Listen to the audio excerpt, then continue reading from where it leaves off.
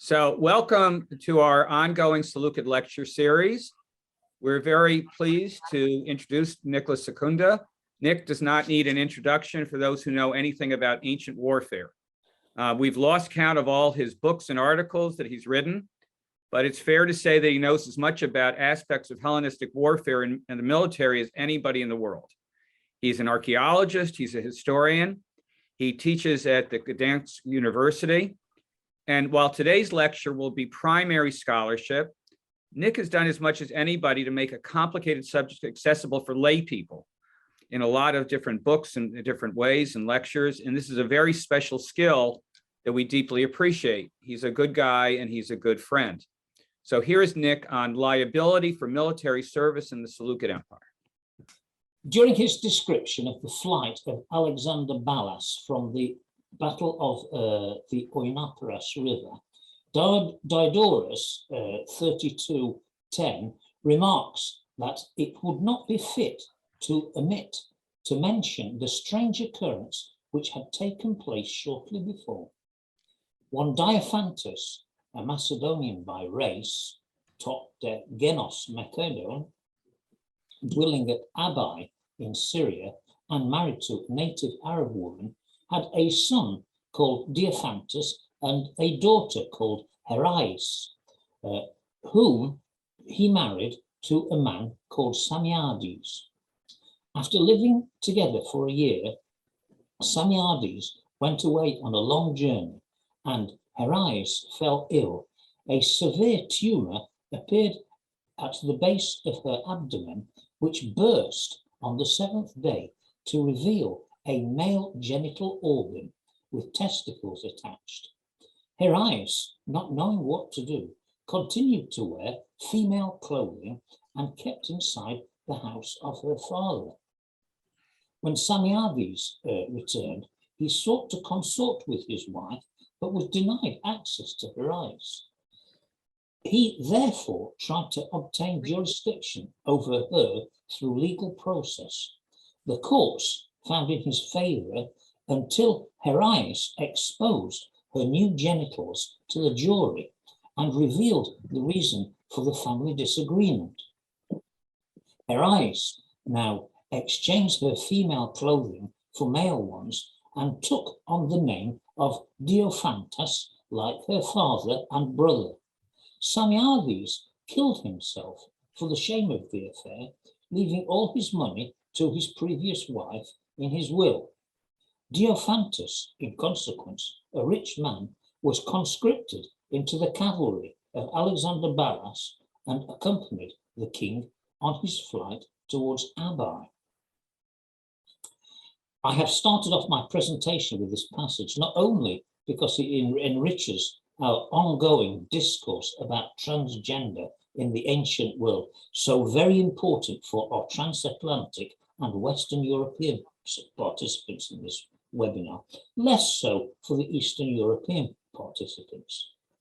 But because the passage has, the implications of this passage are, for our purposes, enormous. There are 3 points which one can conclude from this passage. Diophantus, the son, just as his father, was of Macedonian race, even though the mother was a local Arab woman. This implies that as far as the Seleukid kingdom was concerned, Macedonian ethnic status was passed down from father to son. It was not necessary for the mother to be of Macedonian ethnicity as well. Second, Diophantus, the son, was subject to conscription. The liability for conscription was presumably inherited from his father and was presumably an obligation resulting from his inherited Macedonian race. Third, the implication of this passage is that if conscripted for military service, whether one served in the cavalry or in the infantry depended on your level of wealth. Because Diophantus had inherited the wealth of Samiades, he was conscripted into the cavalry. We have a considerable number of references to subjects of the Seleucid Empire who are described in our sources as being Macedonians. Most of the references, both literary and epigraphic, to these individuals are gathered by Elias Bikerman in his Institution de le Seleukid, 1938, on page 75. And I won't give a list of those names, for reasons of time. Bikerman poses the question, how does it happen that these persons are termed Macedonians if they did not come from Macedonia? He points out that it was common practice during the Hellenistic period to inherit an ethnic over generations, even if not resident in that same original place. Bikerman concludes that these Seleucid Macedonians were, in the first place, descendants of Macedonian veterans who had fought with Alexander and Seleucus I. The majority of these Seleucid Macedonians served in the Seleucid phalanx. In 219 BC, at the Battle of Raphia, we are told by Polybius that a force of 10,000 selected from every part of the kingdom and armed in the Macedonian manner, most of them are Viraspides, the phalanx was 20,000 strong. Presumably, the phalanx was also assembled from every part of the empire. Shortly before his death, Antiochus IV ordered that all the forces of his empire be assembled, an immensely powerful army. He opened his treasury and gave a year's pay to the troops, ordering them to be prepared for any duty. And that's in 1 Maccabees 3:27. This concentration of forces can almost certainly be connected with the parade and games that Antiochus celebrated at Daphne, most probably in the spring of 165 BC. According to Josephus and 262-7, on hearing the Jewish renegades, as Josephus terms them, were being besieged in the citadel of Jerusalem by the forces of Judas Maccabeus, the young king Antiochus V Eupator and his minister Lysias, sending for his officers and friends, ordered them to collect mercenaries and those in his kingdom who were of military age. And so an army was collected, which consisted of about 100,000 foot soldiers and 20,000 horsemen and 32 elephants. The army set out from Antioch. The parallel account in 1 Maccabees 6:28-30 has Eupator assemble all his friends and all the commanders of the army and his cavalry officers. He was joined by mercenary troops from other kingdoms and from the islands. His forces numbered 10,000 infantry, 20,000 cavalry, and 23 war elephants. It is worth noting that in this passage, the Greek tous hepi ton henion has been translated as cavalry officers. We shall return to this point later. The concentration of forces and subsequent invasion of Judea seems to have taken place about 163 BC. The demobilization of the Seleucid national army was carried out in a similar fashion, the Seleucid Macedonians being sent back to their homes. Around 145 BC, Demetrius II, seeing that all the country was quiet under his rule and resistance was at an end, he disbanded all his forces, sending every man home with the exception of the foreign mercenaries he had hired from the islands. And that's 1 Maccabees 11:38. There are a small number of passages which contain faint indications that the mobilization of the Seleucid national army was carried out initially at the level of the individual city, and only finally at an empire-wide scale. In the year 148 BC, Demetrius II sent his general Apollonius against Jonathan. Apollonius challenged Jonathan to meet his army in the plain, stating, "For I have the power of the cities behind me." This fragment could be interpreted in a number of different ways. One way certainly is that Apollonius is referring to the Seleukid national army, recruited as it was from the cities of the empire. But other references concern Antioch, which was to become by far and away the largest city in Seleucid Syria. The overwhelming majority of the Seleucid Macedonians would have been settled in Syria anyway. When news of the death of Antiochus VII Sidetes and the loss of his army in 129 BC reached Antioch, not only did the city go into public mourning, but every private house as well was dejected and filled with lamentation. Above all, the wailing of the women inflamed their grief. Indeed, since 300,000 men had been lost, including those who had accompanied the armies of supernumeraries, not a household could be found that was exempt from this misfortune. And that's in Diodorus 34/5, 17:1. About the year 88 BC, when Demetrius Acrios returned from Judea to Beroia, modern Aleppo, he was besieged and in a barricaded camp and compelled to surrender with the men inside. The Parthian king, Mithridates II, decided that those captives who were citizens, politas, of Antioch be restored without ransom to the Antiochians, and that's Josephus and 13:384-5. Demetrius died in Parthian captivity. Bikerman, in his institutions, deals with the references relevant to the recruitment in two different places.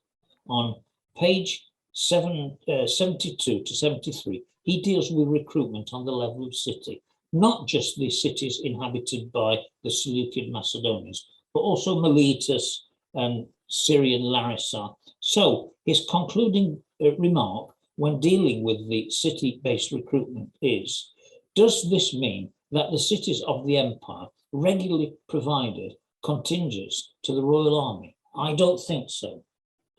Thus, he confuses himself because mobilization was carried out in the beginning on the level of the city and finally at the level of the state. He goes on to consider the state mobilization on page 77. And finally, on page 78, compares these passages to this description in Livy 33:3 of how the Macedonian king, Philip V, decided in the year 197 BC to conduct a levy throughout the towns of his kingdom, since he was in so great want of young recruits. And there the word he uses for city is opida. So in the Antigonid national army, mobilization was carried out at first on the level of the city and then finally at the level of the state. Following Bikerman's hunch, I suggest that we should look for Antigonid parallels into how the Seleukid system of mobilization worked, rather than any Ptolemaic models. The Antigonid kingdom was administratively divided into cities, each governed by an epistates appointed by the king. The young men of Macedonia received their military training in the gymnasia of the cities in which they were originally registered. An inscription from Kavala, dating to the period of the Antigonid monarchy, gives the age of 15 as well as a minimum annual revenue of 200 drachmas for enrollment into the civil and military catalogue. So it seems it was a principal duty of the epistates, or rather his grammateos, to maintain the catalogue of the citizen body, the polytiuma. who were liable for military service in any one city. At the age of 15, the young male Macedonian entered the status of being a boy and could, if he so wished, enter the gymnasium. Recently, our knowledge of the process of recruitment and mobilization in Antigonid Macedonia has been enormously enriched by the so-called conscription diagramma, which was only published in 1999, and we're waiting expectantly for. It was published by. I've used the edition of Hatsopoulos, but we're all waiting for the revised edition of Pierre Jouhel to come out, because he has new readings. Yeah? This royal decree was promulgated, it is commonly agreed, in March 197 BC, under those very circumstances outlined in that very passage of Livy cited by Bikerman. Livy further explains, 33:3-2-4, that continuous fighting through several generations had exhausted the Macedonians. During his own reign, many had fallen in naval battles with the Rhodians and Attalus, and engagements with the Romans on land. He therefore enlisted recruits from the age of 16, and some of who had served their allotted time, but still possessed some share of strength, were recalled to service. The conscription diagramma accurately reflects these circumstances if Livy is to be read as saying that Philip enlisted recruits from their 16th year. It extends military obligation from the age of 20 down to 15, when the Paides were first entered on the Grammatean, and beyond 50 to 55 under certain circumstances. These were emergency measures and by no means reflect normal practice. The conscription diagramma had to be promulgated in all the cities of Macedonia, and in consequence of this need, it survives in 2 copies, precisely because it was so abnormal. The epistatae and their grammateus, who were responsible for carrying out the mobilization in each individual city, had to know who was liable for service under the new conditions before bringing the levies to a single muster point. In 197, that muster point was declared to be Dion, and that's in that same passage of Livy. The opening lines of Philip V's mobilization edict, diagramma, preserved in the copy of the inscription from Kassandreia, though heavily damaged, seems to be concerned with the inspection of cavalry horses. This inscription probably details emergency efforts made by Philip V to expand the size of the cavalry on the eve of the Scapholine campaign. The inspection of horses may have been taken place on the basis upon which individuals were admitted to the cavalry. Presumably, the wealthiest individuals were recruited to the service in the cavalry. In the Seleukid context, it was probably at this stage, recruitment on the city level, that Diophantus the Younger was selected for cavalry, for service in the cavalry. This selection might have taken place at the city of Abi before the Seleukid National Army was ordered to concentrate at Daphne or Antioch or some other muster point.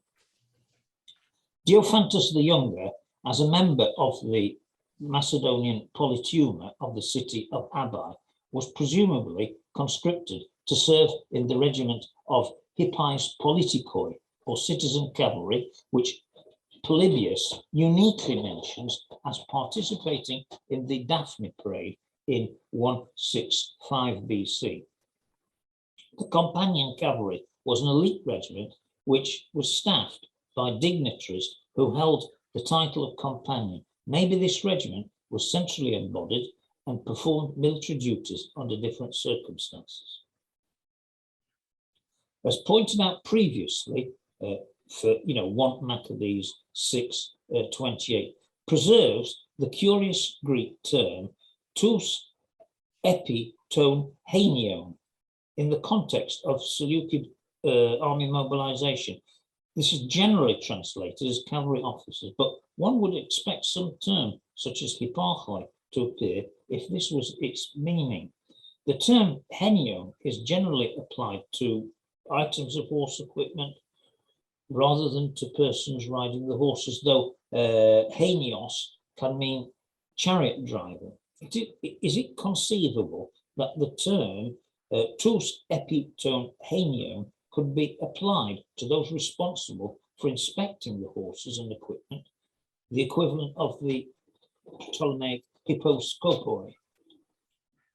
Among the remaining recruits, the wealthiest were enrolled into the agema and the other peltastai. That's the elite regiment of the elite 2 regiments of the Antigonid army, and those without wealth into the other infantry. The oldest and most experienced men were recruited into the agema up to the age of 45, and in certain cases up to 50, and to the peltastai up to 35. The other peltastai. As far as the Seleucid army is concerned, the Argyraspides were the equivalent of the agema and the other peltas, likewise a regiment of veterans. At what point the selection of the elite infantry is made unclear. It may have taken place at the level of the city, as presumably was the case with the cavalry. At what precise point the troops were given their weapons is unclear. In the classical period, the citizen soldiers were obliged to supply their own weapons, but this was no longer the case in the Hellenistic period. Weapons were centrally produced, stored in arsenals, and distributed to the mobilized army in time of war. In a speech delivered by Attalus before the Roman Senate on the eve of the Third Macedonian War, he describes the preparations which Perseus had made for the oncoming conflict. He said that weapons which could be able to equip an army of 30,000 strong had been stored in the arsenals, armamentaria, of the Antigonid kingdom. The fact that Livy 42:12:10 uses the plural implies that the arsenals were to be found at the level of the individual cities and not at the central mustering point, but other interpretations are possible. If this was the case, then the infantry would have been given their weapons at the level of the city. We are informed in about 145 BC, Demetrius II deprived the Antiochians of their arms with the help of his Cretan mercenaries, Diodorus 33:3-2. The arms were presumably stored in an arsenal and located in the city of Antioch, from where, most likely, the Antiochians had acquired them in the first place. When the Antigonid army had been mobilized, had been embodied, it was ritually purified, but we find no indication in the sources of this being the case for the Seleucid army, but instead there is evidence an oath of loyalty to the king was taken by the soldiers. Thus, on Demetrius II taking power at Antioch, Justin 35:2 tells us that the people of Antioch to atone for their injuries to the father by new services devoted themselves to him, and his father's soldiers, fired with love for the young prince and preferring the obligation of their former oath to the haughty rule of the new king, Alexander Ballas, ranged themselves on the side of Demetrius. So that's evidence for an oath being administered to the troops on mobilization. According to a fragment from Book 8 of the history of Pythermos of Ephesus, preserved in Athenaeus, and the reference to that is Athenaeus 7:289f.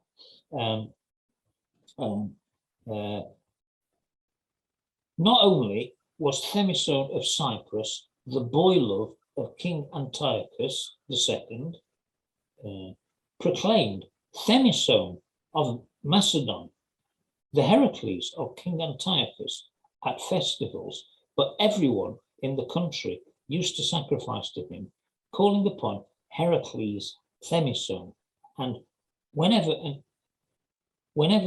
anyone important was having a sacrifice, he was there, lying down with a couch, all to himself, wearing the lion's skin. He also used to carry a Scythian bow and to wield a club. According to Bikerman, page 76, this passage cannot be explained in other way than by Themison's entry dans un corps macédonien. This is an isolated incident, but it may well be that a considerable number of non-Macedonians who served the Seleucids as mercenaries, or in other ways, were enrolled as Macedonians. Generally, however, I believe that the Seleukid phalanx would have consisted of ethnically of the descendants of genuine Macedonians, the descendants of the Macedonians who fought in the phalanx under Alexander and then Seleucus I.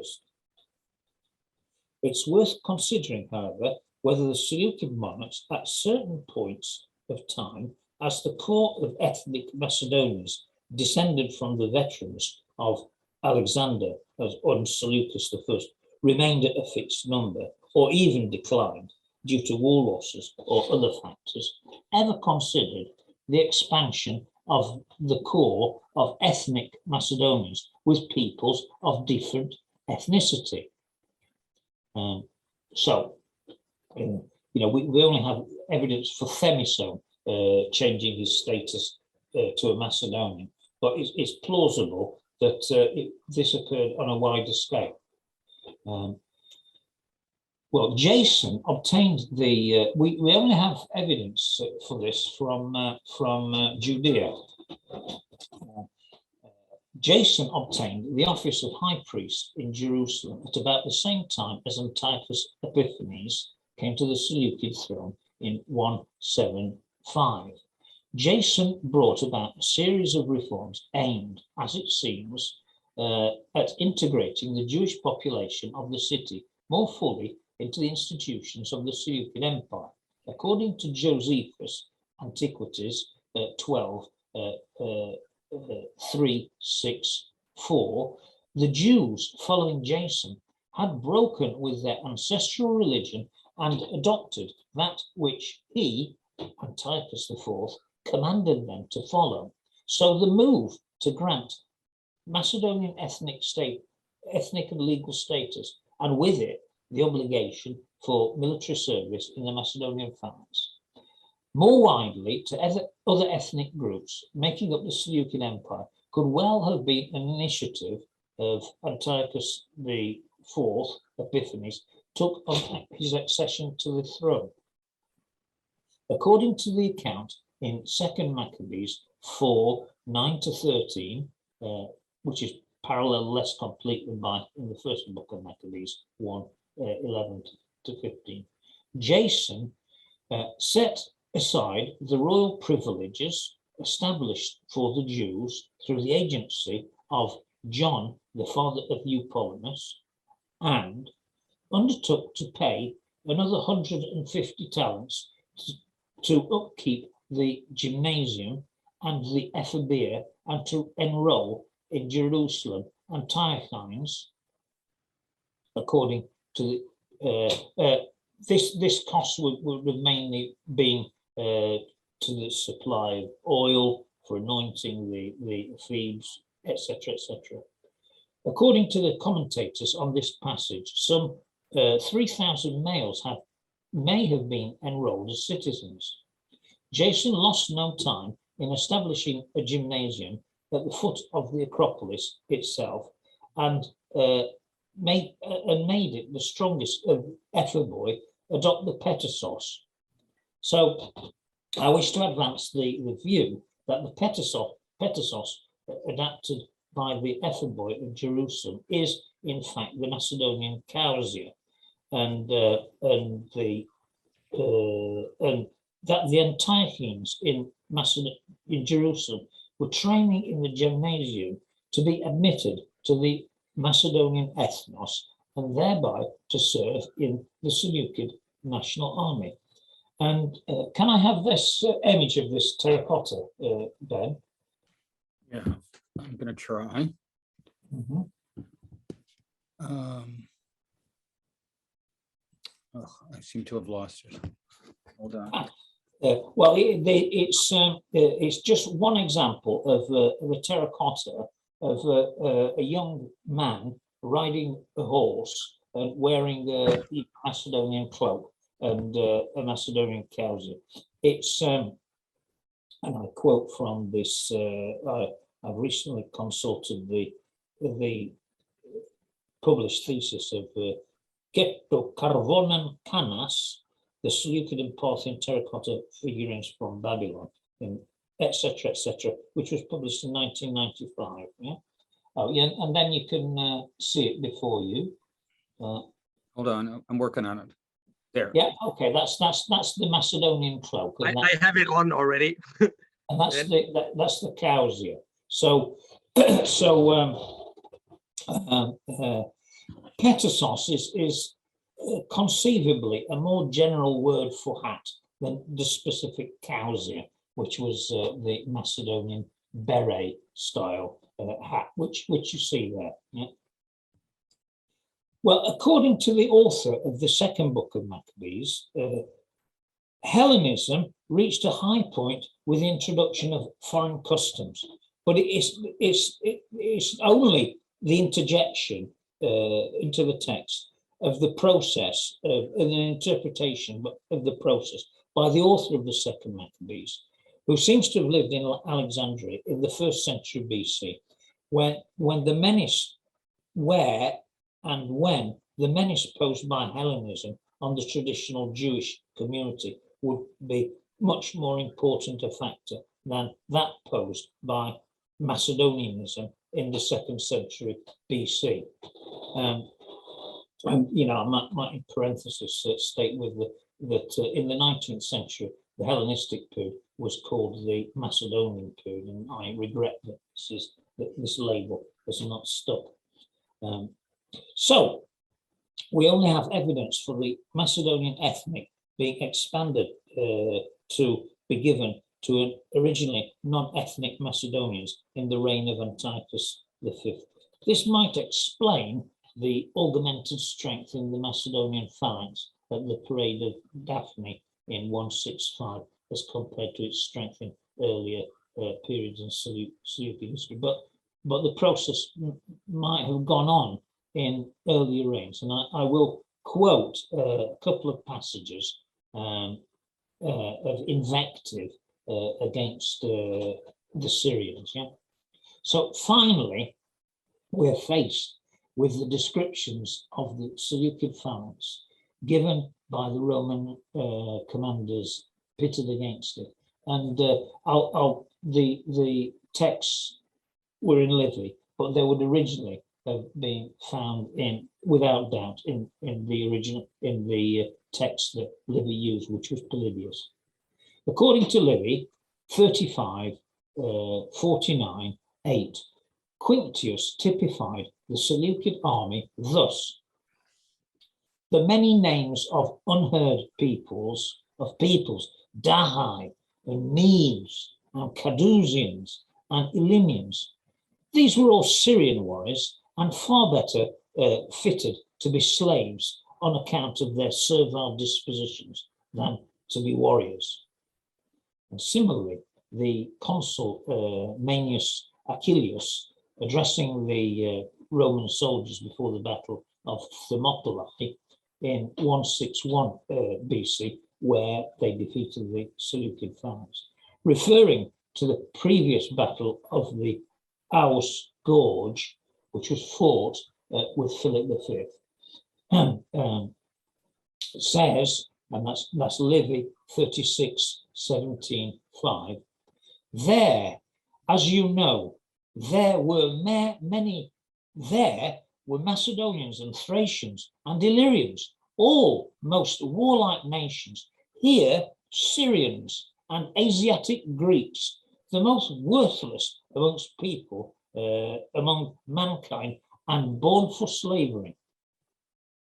Was there some basis for giving the Roman commanders credit, or shall we side with Pierre Briand in believing this is to be a trope? Yeah? I don't know what trope means. I've never seen one, but I think it's a literary device which is repeated. So that poses a question: is there any basis for these disparaging statements in the put in the mouths of Roman commanders, or is it made up? But in conclusion, Bikerman was working intellectually independently along the right lines. He had only had the Ptolemaic papyrological evidence available to him, but he realized that Ptolemaic models had arisen in very specific circumstances in Egypt and could not be applied to other areas of the Hellenistic world. I'll digress. The Antigonids and the Seleucids had pools of Macedonian manpower available to them, but the Ptolemies didn't have such pools of manpower available, and they had to adopt a process of colonial settlement in return for military service, which was not the case with the other two big empires of the Hellenistic world. So it's only since 1999 that the conscription edict of Philip V has been available to us, and this has changed everything. Yeah? And I don't doubt that if this had been available to Bikerman, he would have arrived at the same conclusions that I presented in my my talk today. Okay, so that's it. Mm-hmm. Thank you, Nick. Altay, did you want to respond? Thank you very much, Nick. That was a very important discussion. And well, I see in your CV that you have been dwelling in matters of recruitment since the beginning of your career. I'm relatively fresh in this matter and have dipped into it in, well, within the works of the Seleukid study group starting in 2015, when my student Deljon Hul presented on the Syrians in the Seleukid Army and tried to challenge the traditional view that Syrians were not part of the recruitment pool of the Seleucids, but rather that they could probably, well, he argued that they could probably be integrated into the army at all levels, including the phalanx and including even the Macedonians. And one version of this paper you recently published in the proceedings of the Celtic Conference of 2014. And our friend David Engels built on this, and he asked the question about the Babylonians, who were likewise missing in the ethnically classified military units. And he said, well, Babylon was so important and so loyal, largely speaking, that it's difficult to see how they could not be recruited into the main units of the Macedonians. And his paper is in the Brussels proceedings of 2019. So these would be very complementary views that would challenge a general system that would base recruitment on all of the polis, such as you have, well, on the Greek polis in the Seleukid kingdom, as you have suggested, following the diagramma for matters in Antigonid Macedonia. Most recently, we've heard the presentation of our friend John Serrati, who is also with us today, who argued again for, I think, the traditional view that the main recruitment pool should actually be sought in the military veteran colonies, which were not directly conflated with the polis, but rather which were very close to the polis in the kingdom, so that the agricultural produce that they would produce would have a market on the one hand, while at the same time they would continue being a closed Macedonian ethnic on which the king could draw when need be. Now, I wonder if well, I have a couple of thoughts, and they do not actually line up as much as all our sources do not line up. We have a very heterogeneous pool of sources of which all of us are trying to make sense. But I wonder whether the main problem we are facing is our general assumption that there should have been liability to military service under normal circumstances. I'm not speaking about emergency measures, emergency recruitments, which you have exemplified with Philip V, but I rather mean, was it not very attractive for young men, especially when they were not the first son of a family, to join the Seleucid army?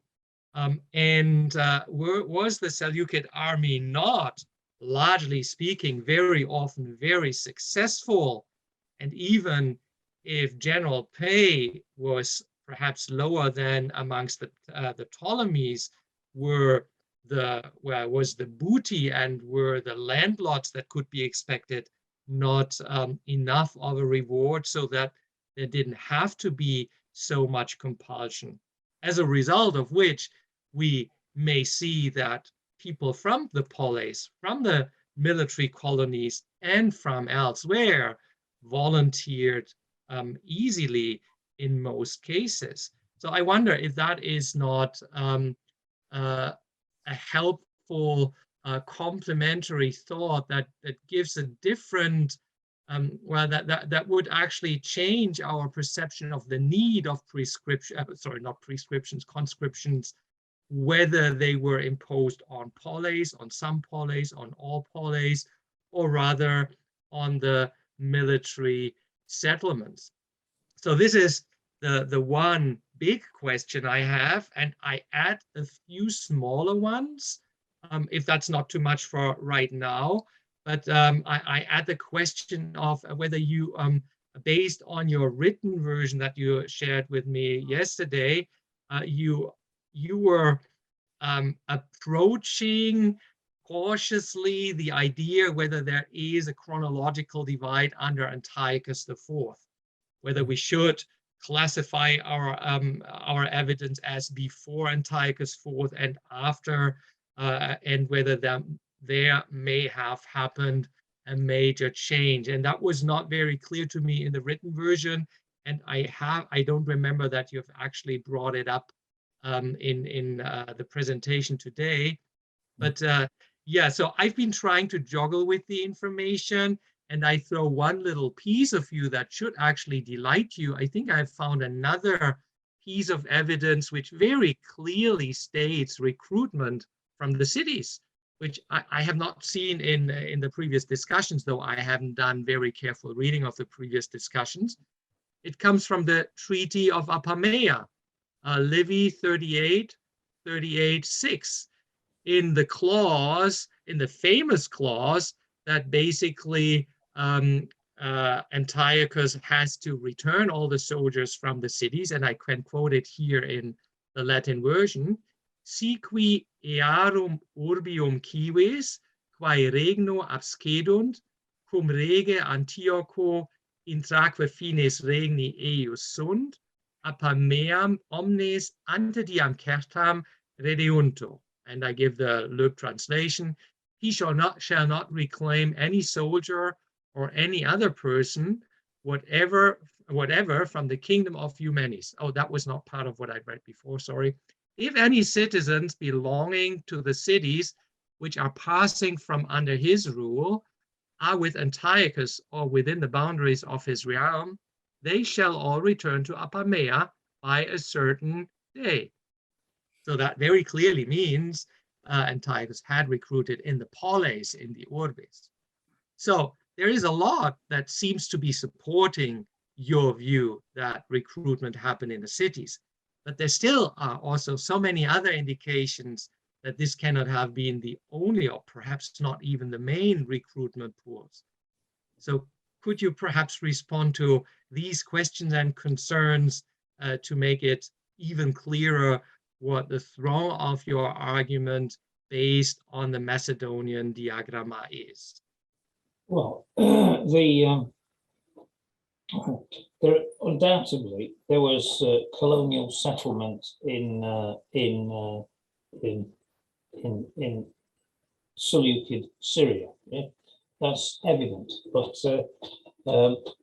and this is reflected in all sorts of terms like kleros and so forth. But my whole point is that in the Macedonian army, the Macedonian National Army, that you had for a young male, 15, yeah, a limit of I think it is 200 drachmas a year for the family income, yeah. Otherwise, you know, they were destitute. But if they reached that minimal wealth requirement, the young man could be admitted to the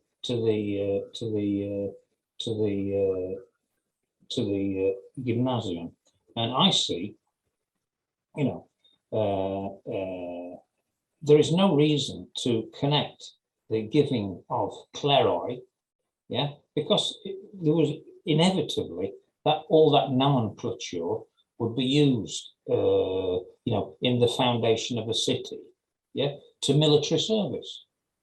You know, you were a subject of the king if you're a Macedonian, yeah, and you were required to, you know, to respond to mobilization. And you know, in the Antigonid Conscription diagramma, there, you know, if you're there are provisions to the vocabulary is uncertain, but it seems that there are provisions that you know, if you were only you were a sole householder, yeah, that you were exempt from military service, yeah, and there's you know, rules of that, and if the householder is, then his son, you know, can remain there, yeah. There is nothing, there is no reason to believe in any of these Seleukid colonial foundations or Antigonid original colonial foundations in Syria, that there was an obligation to perform military service because you had been given a kleros. It was because you're a subject of the king. In the Ptolemaic evidence, there is connection, well, a putative direct connection with you are given a plot of land, and therefore, yeah, you're required to have a soldier, put in service. There is no connecting. There is nothing to connect the being given a plot of land, 300 years ago, yeah, to your family, yeah, and you inherit the obligation to perform military service because your father's father, 300 years ago was given a plot. You are required to serve, yeah, the king. Does it? I think I understand what you mean, and there is. Well, I think you are making a strong point that basically everyone under the power of the king, and especially a Macedonian, someone who is claiming the ethnic label of Macedonian, is potentially required to serve, especially if the king calls and there is an emergency. But the question is, was there a constant emergency, or how did it work that there was a constant flow or a flow of soldiers coming in when needed? Well, you use the term mobilization, but that's more a modern term, I think, which is, I think, more geared towards a particular need that is upcoming, and then soldiers are recruited for that one campaign and sent back home afterwards. Well, it does not seem that when we look at the relatively constant number of 20,000 Macedonians, that that these were soldiers recruited for one campaign and then sent back home again. Or am I getting this piece wrong? Yes, I think you're getting that piece wrong. The Antigonid National Army, yeah, is separate from the mercenaries. Yeah, the I'm not Antigonid. speaking of the Antigonid army, of the Seleukid army. But I'll deal with the Antigonid army. Yeah, it was sent home in the winter time. Yeah, and there is some evidence to say that it was only paid out of the booty it's made. Yeah, the mercenaries, the mercenary elements in the army were completely different. They were paid, they only served for pay, yeah, and I've dealt with this, which is an article which is soon to be published. But the mercenary troops are to be totally separated from the national troops. The Macedonian phalanx was composed of Macedonians who were mobilized for service. Yeah, in most cases, they were sent home for the winter to their families. Yeah, Antigonus Doso sends the Macedonian army home in the winter when he's in Megalopolis in 223. Yeah, Perseus sends the Macedonians home for the winter. Yeah, we're in 170 or 170. The national forces, yeah, are treated in very different way from the mercenaries. They're mobilized in time of war. It was their obligation to serve. Yeah, mercenaries, were recruited. They served willingly. The national armies of any state were recruited and mobilized. Yeah, and I am arguing that the same model, yeah, which is only being clear after the first publication the mobilization diagramma. The mobilization diagramma is an emergency piece of legislation, yeah, because the minimum age for service is extended to 15, which is unbelievable. It demonstrates how intense the lack of manpower, to man the Macedonian phalanx was, and it extends the maximum age to I think 50 or 50, which are very extreme measures. The mobilization decree was promulgated because of the age requirements were changed, yeah. But the mechanism for mobilization presumably is there, all the time. The mobilization decree, the diagramma, was promulgated because the age requirements for service were drastically changed, and that's why it was promulgated. That's why we have these two inscriptions, because it was promulgated in every city in the kingdom. Yeah, but aside from these emergency age requirements, yeah, the same. I'm arguing that the same system, yeah, mobilization of the Macedonian phalanx, yeah, was promulgated in the same way by citizens. Not citizens. The concept of royal subjects of the king were required to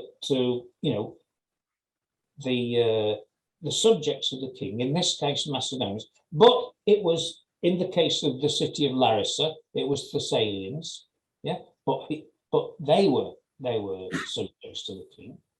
Yeah? I think I understand your point, and it makes a lot of sense for Macedon in Europe, a very relatively small territorial kingdom, that after a summer or spring, fall campaign, soldiers were sent back home to their home cities. It's much more difficult, though, in the Seleukid kingdom, although I wouldn't say that it's impossible for those years in which the king resided in Antioch or Seleucia. But in so many years, the king was actually campaigning over several years. Seleucus I, most famously, but Antiochus III also, they would have spent very little time back in their palaces in Antioch, and it's very difficult to imagine that they disbanded their armies, sending them back home. So I have a problem with. I've read about 3 references to kings ordered an army to be gathered from all the cities of the empire, yeah, and 1 reference to them being sent back to their homes. So it's the evidence is there, and it conforms to the model we have from Antigonid Macedonia. Okay, I think it's very easy to use counter evidence where we find evidence for winter camps, were very explicitly mentioned in the Anabasis of Antiochus VII. That comes to my mind in 129. So he started his campaign in 131, and very clearly he didn't send home any of his soldiers, but he sent them to winter camps still in 129, and that is then where he was ambushed and killed. So I think we need to differentiate more, but still this does not absolve us from the question, where does the core of the army actually come from? I refrain from asking more of my detailed question, because I do think it's the time to open the discussion. I do admit that there is one difficulty in this, you know, I admit that you know, you might, if you're far from your home, you might you know, go into winter quarters. That's quite all right. But the trouble with this is that if you're in a Macedonian, well, if you're a Macedonian living in the Macedonian polytuma at Seleukid on Tigris, for example, yeah, it's a bit of a long way to trek, you know, to Daphne and or Antiochia, yeah. But you know, and that's one difficulty. But you know, but that is it seems to be the implication of the text. It would actually be the time for Ben to take over again, but in the meantime, I would like to throw out the question into the audience who would like to ask questions or make comments. I'm sure that John has something to contribute to this discussion. And yeah, John, please. Hello. Hi, everyone. Thank you so much, Nick, for that fantastic lecture. And hello to everyone out there. So I really enjoyed that. I'm just a couple of points building on what both Nick and Altay said. Yeah, I'm a little here and there about being so quick to apply evidence from Antigonid Macedonia to the Seleucids, but anyway, beyond that, I think you've answered that point. But I think you know that already that I disagree with you about the idea of military settlements. Mm-hmm. I think for me the evidence would be clear that if kleroi were not associated with military service, that would be very abnormal, looking at Greek practice both in the Hellenistic world, in the Macedonian world of Philip and Alexander, and then in the classical Greek world before that. It would really be, it's stranger to find a system of klerikoi which is not associated with military service than one that is. So I think it would have to be quite a large break on the part of the Seleucids to not have kleroi attached to military service somehow. And also, I'm wondering, and this is a question out of ignorance, and I know Rolf has done some work on it, and he's here, so maybe he can chime in about this. That to what extent do we see Macedonian as an ethnic label in the Seleucid Empire? Are there a lot of people who self-identify as Macedonians? Because a quick look, in a military context, they clearly do. No question, when we're talking about an army, we talk about the Macedonian phalanx, yes. Are there a lot of other people who, you know, in the epigraphic record, clearly self-identify as Macedonicoi within the Seleucid Empire, or is this more merely a military designation? So well, anyway, thanks. Yeah, that is the evidence for this. Is, you know, there are more people stated to be Macedonians in the sources, but they're all gathered by Bikerman, you know, on page 35.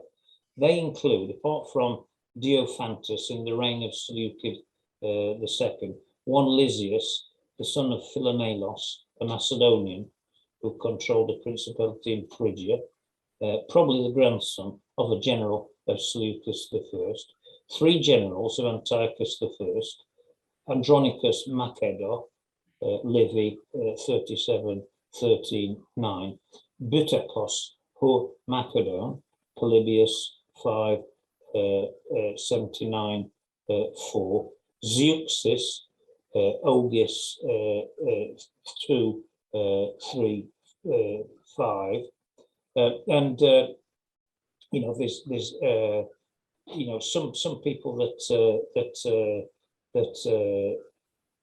I've come across that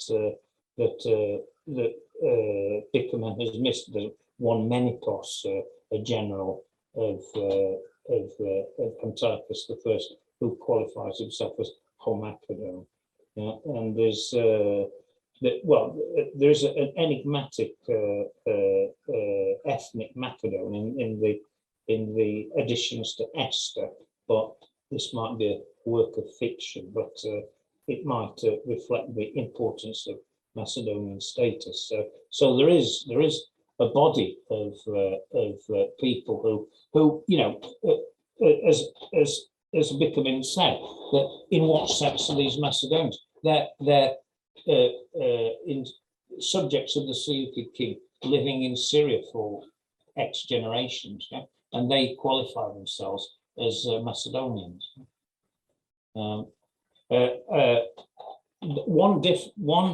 One thing, difficulty in approaching the gap in gathering the evidence is that there's no is the evidence from the 3rd century from southern Anatolia. There are there's good reason to believe places like Caria, were never in Seleukid hands up until the reign of Antiochus III, and the evidence of Macedonians from there cannot really be used in any Seleukid context. And we don't. Clearly, loads of towns, particularly on the coast, were in the hands of the Ptolemies in the early 3rd century, in the first half of the 3rd century, at least. And we can't use this evidence. And likewise, the evidence from the Attalid, the areas of the subsequent Attalid Empire, most of the evidence for Macedonians comes from from after the 3rd Macedonian War, when Macedonians were settled, when they were fleeing forced labor in Italy and deportation to Italy. I've not really but I suggested in my popular Montfort book that the 6,000 Halkaspides in the parade at Daphne could be likewise fugitives from Macedon. And I've come across recently references to Andriscus, who claimed who had an adventure in Macedonia in 146, was actually a soldier, previously a soldier in Seleukid service. Most probably, he was a member of the corps of the Halkaspides, and in the status of the Halkaspides, is pointed out that in one passage, Andriscus was described as a Mistophoros, a mercenary, and so maybe the Halkaspides were a permanently embodied force, who fled Macedon on the downfall of the kingdom in 168, and found themselves 6,000 of them found themselves in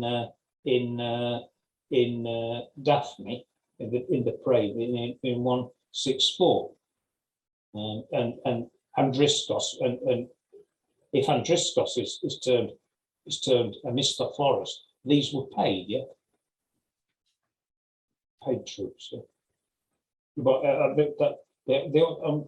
only come across the references to Andriscus recently, and when I wrote that Montfort book, I hadn't come across those references.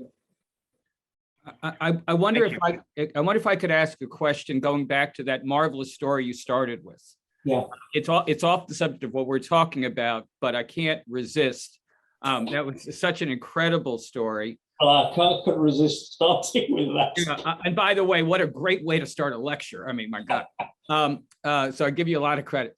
But if I understood the story correctly, this woman who now has naturally transgendered into a man still gets his rights as the wife, you know, of the late husband. So even though she has transgendered, she still gets the full his wealth. He's apparently a very wealthy man. So that's why the her who's now a him is so rich, he can be brought into the cavalry. Am I getting this right? Yeah, that's because there was, you know, as in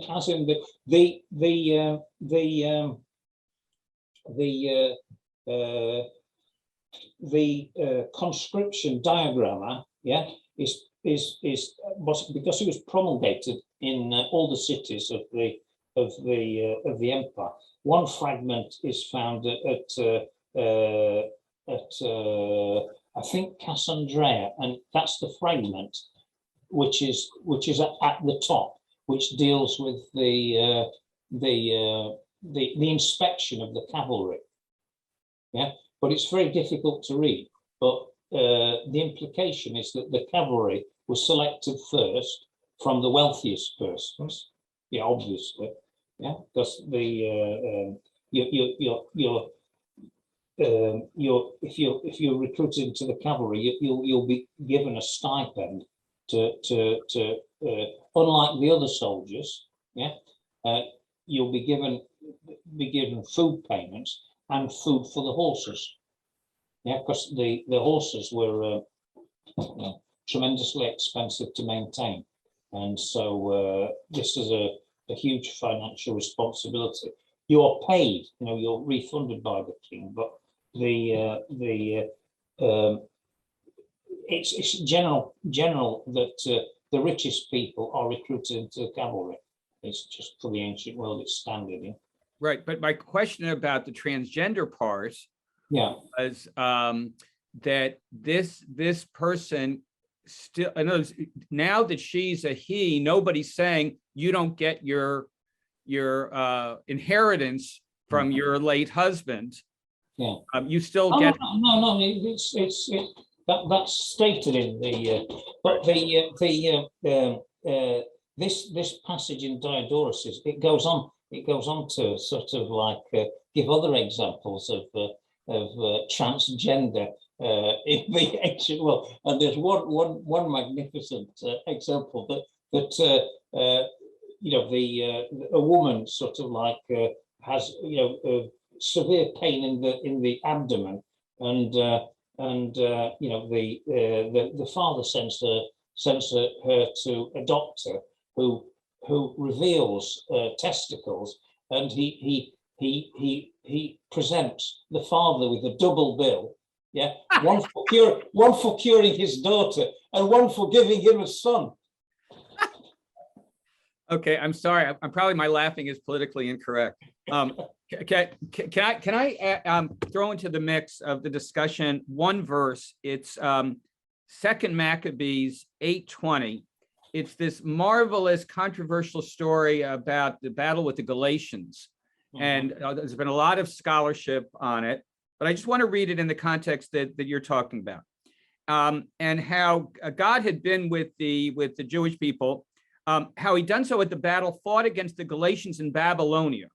All the Jews, numbering 8,000, had marched to meet the emergency in company with 4,000 Macedonians. And when the Macedonians melted away, 6,000 Jews destroyed 120,000 through receiving the help of heaven and took exceedingly vast quantities of spoils. So I think for our discussion, there are a couple of things in there. One is, again, going back to your topic about cities, it feels like these were Jews, not from Judea, but from Babylon, because there was this huge Jewish community there, of course, who marched to battle with a different in company with a company of Macedonians, right? And then, just like you're talking about, they took spoils and it feels like they went home. So going back to that word emergency that you and Altay were talking about, this was a clear, by the way, I think this is like 229, 228. I think it's the war between the brothers that Altay's written so beautifully about. So it feels like that's the emergency that's going on. But it is interesting to me that if we want to use that word mobilization or not, that they're mobilized from a city, just like you say, in separate companies. But in one of those companies is a distinct unit of Macedonians. Yeah, very interesting, I'll look at that. But it's evident in this description of this Diophantos, yeah, but he only mentioned it in the context of the flight of Alexander Ballas from the Oinoporos River, because the forces of Philometor, the Ptolemy, the seventh Philometor, were victorious, but he was killed in the battle. Yeah, and Alexander, Ballas fled from the city, and he was passing through Abai, yeah, and presumably recruitment of these Macedonian community, these Macedonian genos in Abai, was restricted to that one city. Yeah, yeah. It was because the implication of that passage, the context of that passage, it was only, Alexander Ballas. He just recruited the Macedonian, forced them into service from the community which lived at Abai. Yeah? You mean in his flight? This is on the path of his flight. I think we're talking 145 or something like that. He's like, so while he's coming through, he says, "You guys come with me," or something. Yeah, it's suggested that in the passage that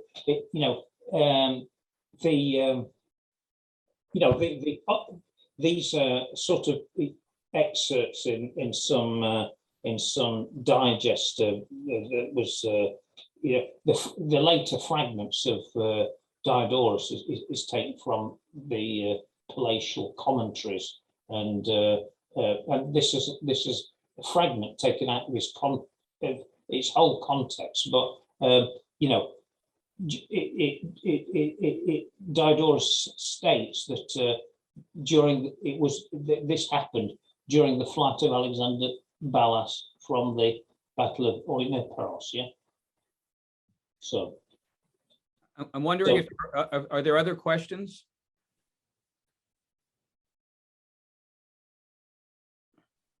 I would have more. Oh, Kishen is there. Yeah. Go ahead, Kishen. Yeah. Okay. Hello. Hi. Can everybody hear me all right? Very well. Last couple times I had, the audio issue. Yeah. So, thank you. That's really informative talk, and it's really great. Because I work more on the property ownership and social economic type of thing, right? So therefore, when I sort of learn the title of the talk, when I automatically process in my head that services are paid, right? So I'm just wondering how this kind of military service is paid, because as you're describing that the Macedonian soldiers recruited from cities, which is a sign of saying they belong to the category of militia troops, right? They are not maintained all the time, but they are called to the service when there's a need, right? And then I know that Seleukid has some standard army units, the Silver Shield, the Agriaspides. They have fixed numbers, which means they are maintained at that number all the time to respond to threats and everything. So that we can sort of categorize them as professional soldiers, that they live as wage labor for the king. They receive payment from the royal administration. But for the militia troops, so is it sort of safe now to assume that they are only paid during the time of war for their service, but not paid for their upkeep and maintenance in the peacetime? Okay. Well, we can divide people, the soldiery, into two. into the national army, yeah, who were mobilized, and the mercenaries, yeah, who served voluntary. And the national army was only mobilized in time of war, yeah, and when the army was mobilized, the elite infantry corps was embodied. It didn't exist in time of peace. Yeah, elite units like the diagramma, yeah, or the silver shields, yeah, were only embodied when they were mobilized. They didn't exist and exist, you know, as a standing unit. And it seems that the national troops were obliged to perform their military service, yeah, out of loyalty to the king. It was an obligation to serve, and you were given rations, but you weren't given pay. Your payment came out of the booty that you made. Yeah. On the other hand, if you were a mercenary, yeah, you were expected to be paid. Payment could be irregular, you know, but it wasn't the norm to be paid for if you were obliged to serve if you were subject to the king. The king Right, declared. so, yeah. Okay, so that obviously, so are you saying that, so this model deviates from how the militia troops work in Greek cities? Because for a number of cities, even in Hellenistic times, right, when they call for military services, even though all those militia troops have other jobs in the peace times, when they are called to serve, they are also paid by the state, right? So they will receive this kind of payment. I believe, if I recall correctly, somewhere Alexander also did this kind of thing. So he has some kind of like a wage for the soldiers, right? Besides, I think that Alexander's army is exceptional. Yeah, the troops in that served for a prolonged period in about for about 15 years or so, and they were paid. Yeah, but this was an exception to the norm, and Alexander paid them only when the payment was irregular, and Alexander paid them only what he owed them when he sent them home. Yeah? The payment of national, the troops which were mobilized, which served because of loyalty to the king. Yeah, there were payment for them was not the responsibility of the king. They were subjects of the king, and they were required to perform their military service, yeah, without pay. The king was responsible for giving them rations, but pay was not an obligation. They might be paid depending on the generosity of the king, but it was not a requirement. On the other hand, it was the requirement to pay mercenaries, yeah, for their service. If I might chime in here, perhaps the discussion or dispute between Nick and Kishen is best presented as, well, Nick is arguing for a twofold model. So mercenaries on the one side and national army, what he calls, which is Macedonians on the other, but nothing in between. whereas Kishen has in mind a threefold model, namely as a third category, militia of a polis, assuming that, continuing the classical polis model, every polis also was able to mobilize soldiers, and actually part of the training, part of the ritual of becoming a citizen, namely going through the gymnasion or the ephebeia, men becoming a potential soldier for the city. And the question is now whether this pool of citizen soldiers or potential citizen soldiers was fully absorbed into the units of the Macedonians or not.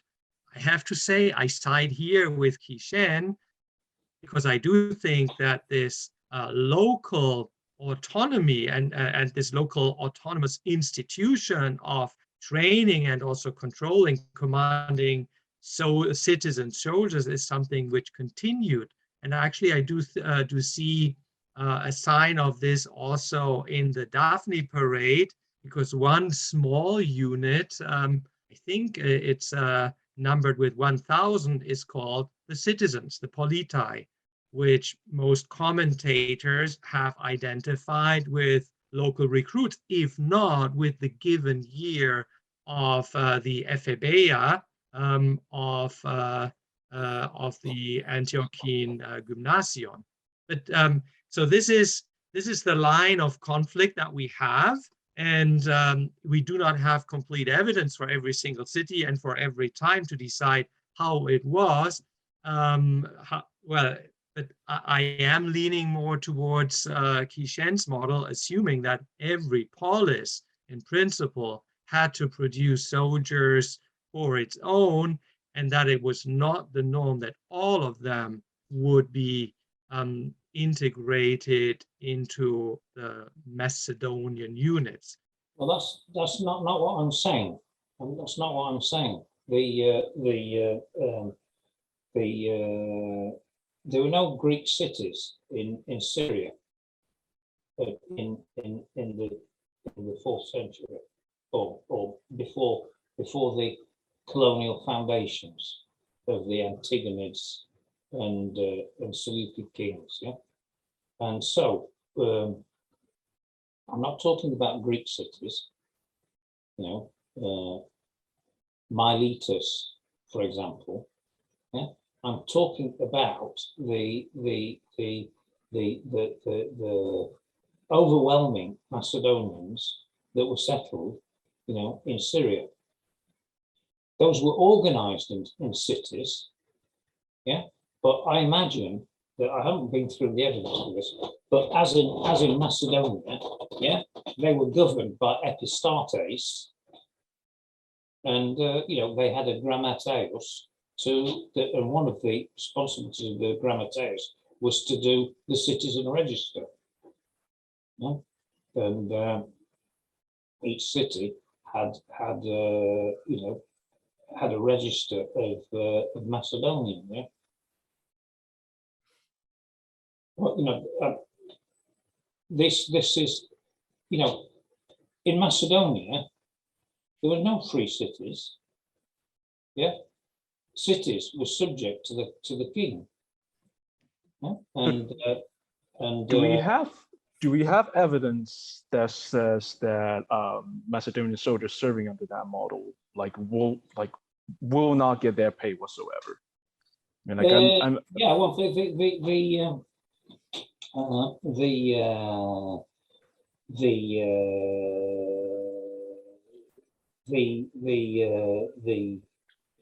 Agamemnon, the other Peltas, they mutinied, in the early part of the 5th reign in the Peloponnese, because they were worried about getting their booty. Yeah, and this is the normal. It seems to be the normal form of payment, for the mobilized army. They weren't regularly paid. So if the campaign went sour, so none of those soldiers can get their, like, you know, so they couldn't get any, like, in that type of scenario.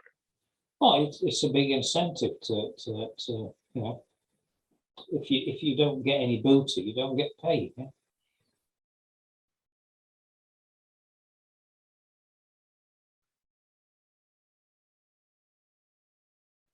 Good. Michael. Hi. I'm just not sure I'm ready to accept that Seleucid soldiers didn't get paid. That's, I think, a pretty radical statement.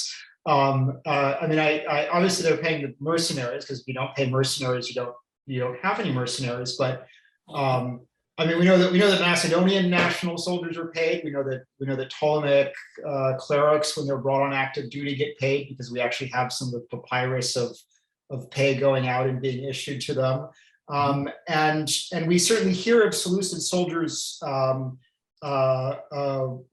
pay. And I just, off the top of my head, you know, I don't think it's entirely clear whether they're mercenaries or not, but there's the mutiny at Apamea under Antiochus III, and Hermias agrees to provide their pay so that the mutiny can be quelled. These are clearly, they seem to include national soldiers, because some of the people who are mutinying are from Koros, so seemingly an urban soldiers for the urban militia of a big settlement. So I presume I mean, it seems more likely than not that Seleucid national soldiers, whether they're just recruits from the cities or katoikoi, and obviously that's a discussion that we've had. I assume they're getting paid probably about as much as the mercenaries are, at least that issues of soldiers getting paid both come up in the literary sources, and it seems to be an anomaly if they weren't getting paid, since you know there's evidence of plenty of other Hellenistic national troops getting pay.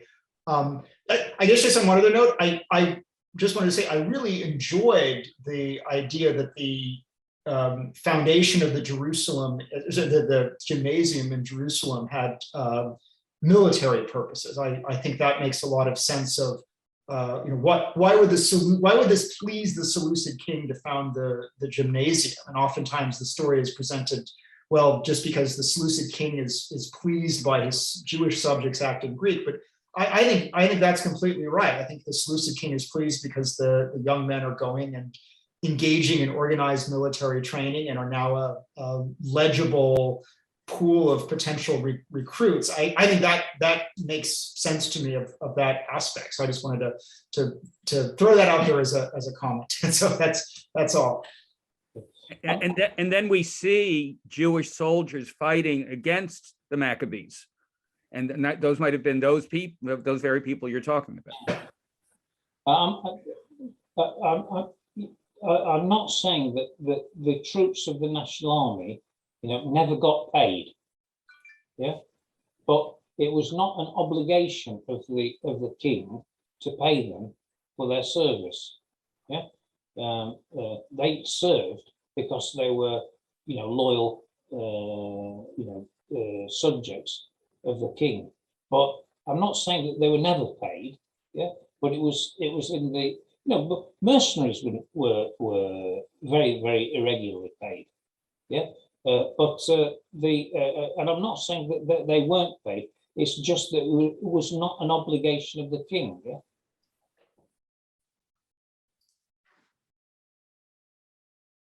So I foresee that this discussion will be ongoing.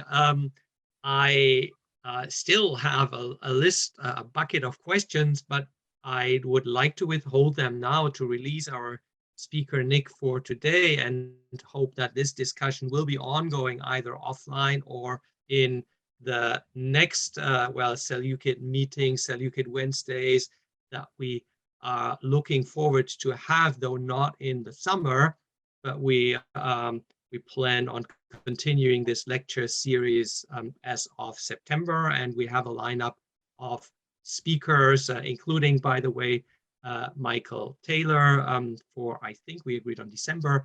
So we are already set until for the fall term, but if anyone else in the audience would like to present her or his research, please do get in touch with Ben or with me, and we'll try to schedule you in the course of next year. Well, for now, I would like to thank so much again our speaker, Nick, and also all the contributors, and well, look forward to seeing as many of you as possible soon again.